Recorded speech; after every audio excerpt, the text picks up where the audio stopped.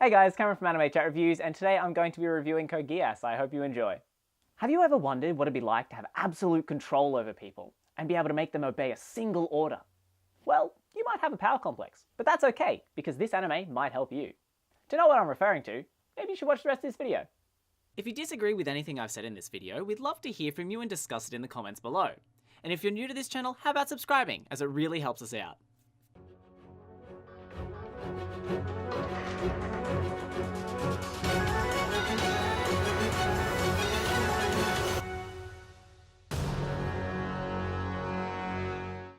Code Geass is set in an alternative timeline where the series focuses on how the former Prince Lelouch V. Britannia obtains the power known as Geass.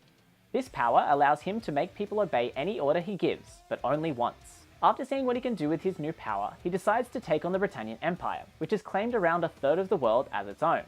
He chooses to do this as Zero, a masked vigilante, ultimately seeking revenge against his father, the King of Britannia, for not protecting his mother when they were attacked.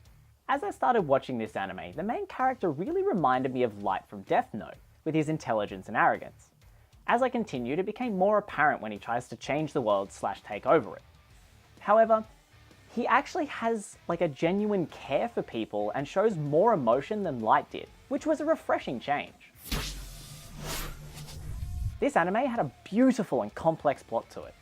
As it starts off as just a simple plan to take over the world, things become more complicated when you remember humans are fragile beings that can only take so much on an emotional level.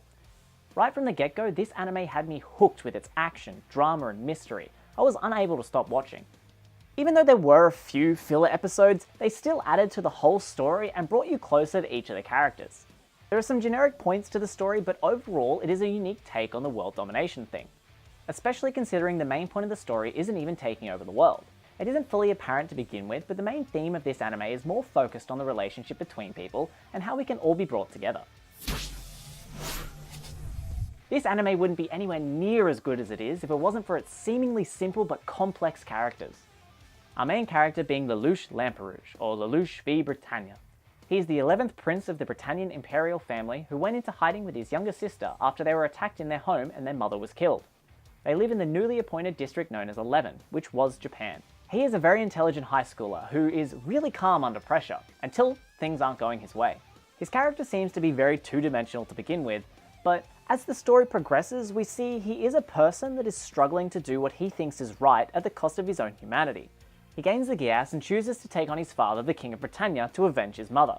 The one who gives him this power is the immortal witch C2, on the condition that he grant her greatest wish. She doesn't tell him what the wish is until much later in the anime. She also seems to be very straightforward as a character, but shows she is more than just an immortal witch, playing a very big role in everything, not just because she gives Lelouch his powers. Our third main character is Suzaku Kudarugi. He is the son of the last Japanese Prime Minister and one of Lelouch's childhood friends.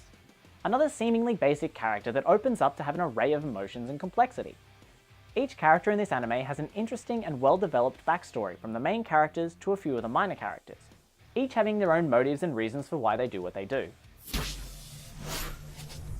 Overall, the animation quality is excellent. The background blends nicely with the characters and the character designs are detailed and clean. The use of camera angles during fights with the mechs are smooth and add to the intensity of the fights. There is a lot of colour used throughout the anime, overall making it an easy yet beautiful viewing experience. The soundtrack for this anime is excellent. Every song in it is memorable and can be associated to the point in the anime when it plays. There are 5 openings and closings throughout the anime, each having a similar upbeat tone, the most noteworthy being the 1st and 5th opening, but overall they weren't that great. This anime is by far one of my favourites. With its excellent characters, each having their own motives and drives, along with a spectacular plot and action scenes, it really had it all.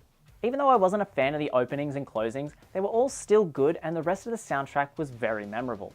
Along with the well done animation, Code Geass should really be at the top of the list of anime you should watch. So I'm giving this anime a resounding S.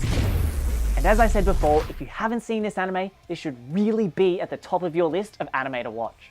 Thanks for watching the video guys, I hope you enjoyed it, and I would be honoured if you liked our video and subscribed to our channel as it really helps us out. Hope to see you in the next video. See ya!